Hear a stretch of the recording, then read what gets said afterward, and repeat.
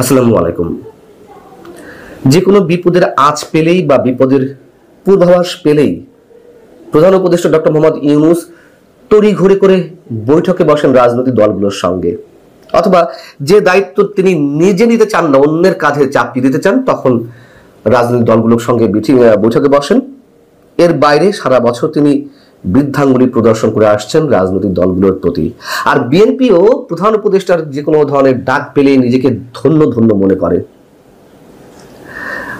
অথচ from the beginning বিএনপিকে যে সরকার বা প্রধান উপদেষ্টা নাকানি চুবানি খাইয়ে আসছে, এ কথা দেশের প্রতিটি সাধারণ মানুষ থেকে শুরু করে সবাই বিষয়টি বুঝতে পারলেও হয় বিএনপি বুঝতে পারছে না, অথবা বিশেষ এক কারণে বিএনপি সরকারের কাছে ধরা। কি কারণে তারা এতটা ধন্য ধন্য মনে করেন নিজেকে, মানে প্রধান উপদেষ্টা ডাক পেলেই, আমরা জানি না। মাইলস্টোন স্কুল অ্যান্ড কলেজে বিমান বিধ্বস্তের ঘটনায় যখন ছাত্ররা ফুঁসে উঠল নিহতের প্রকৃত সংখ্যা প্রকাশের দাবি সহ আরো বিভিন্ন দাবিতে, তখন এটুকু তো আমরা স্পষ্ট দেখতে পেলাম যে ডক্টর মোহাম্মদ ইউনূসের পায়ের তলা থেকে মাটি সরে যাচ্ছে এমন একটা অবস্থা। ঠিক সেই মুহূর্তে তিনি রাজনৈতিক দলগুলোর সঙ্গে বৈঠকে বসলেন। এর আগে আমরা দেখেছি 15 আগস্ট সরকারি ছুটি বাতিল হবে কিনা, তখন রাজনৈতিক দলগুলোর সঙ্গে বৈঠকে বসেছেন। মাস কয়েক আগে ক্যান্টনমেন্টে অফিসার্স অ্যাড্রেসে সেনাপ্রধান যখন করিডোর নিয়ে কথা বললেন এবং অন্যান্য নানান ইস্যুতে পোর্ট নিয়ে কথা বললেন, সরকারকে এক ধরনের হুঁশিয়ারি উচ্চারণ করলেন, তখন তড়িঘড়ি করে সবাইকে নিয়ে তিনি বৈঠকে বসলেন, পদত্যাগের নাটকও করলেন। মাইলস্টোন স্কুল অ্যান্ড কলেজে বিমান বিধ্বস্তের ঘটনায় ঠিক একই রকম দৃশ্য আমরা দেখলাম। সেখানে কাদেরকে ডাকা হলো?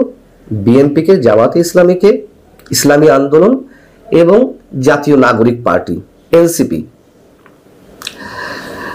একদিকে সারা দেশে শোকের মাতম চলছে, বৈঠকের নামে আমরা কি দেখলাম? বৈঠকের নামে দেখলাম সারা দেশে যখন আহাজারি, অন্যদিকে প্রধান উপদেষ্টার হাস্যজ্জ্বল ছবি, এই বিষয়টি অনেক বেশি ভাইরাল হয়েছে এবং একই সাথে তাদের খাওয়া দাওয়ার ছবি ফটো সেশন করলেন, সেই ছবি প্রকাশ পেল।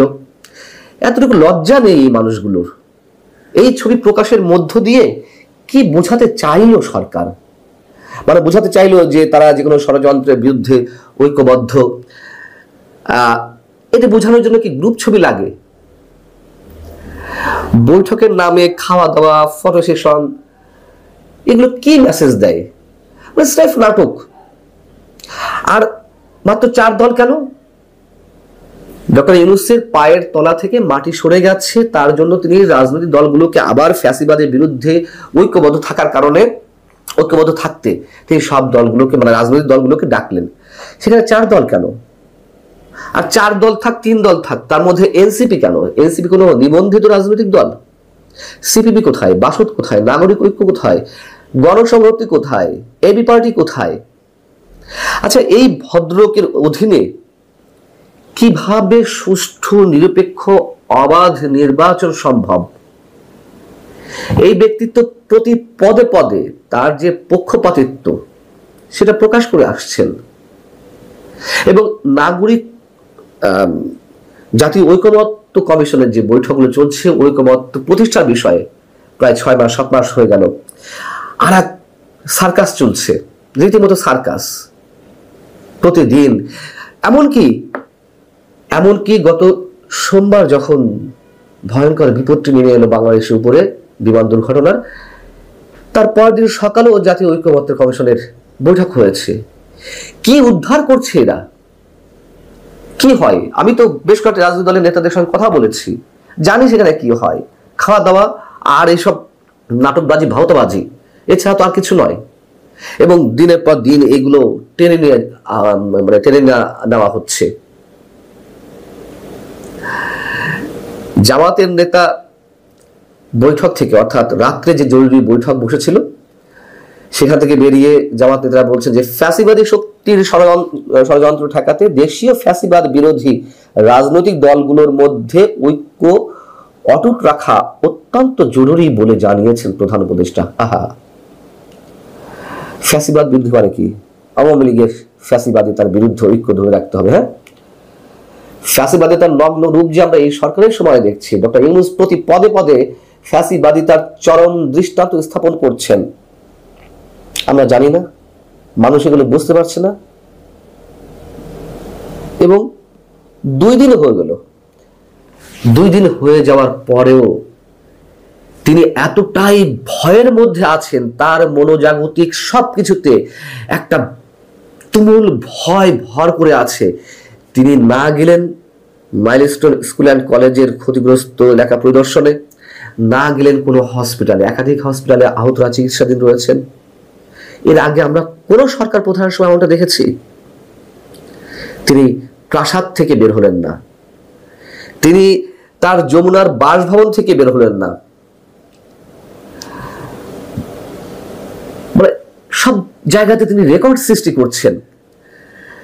কেন বের হচ্ছে না তিনি? কেন আহতদের দেখতে গেলেন না?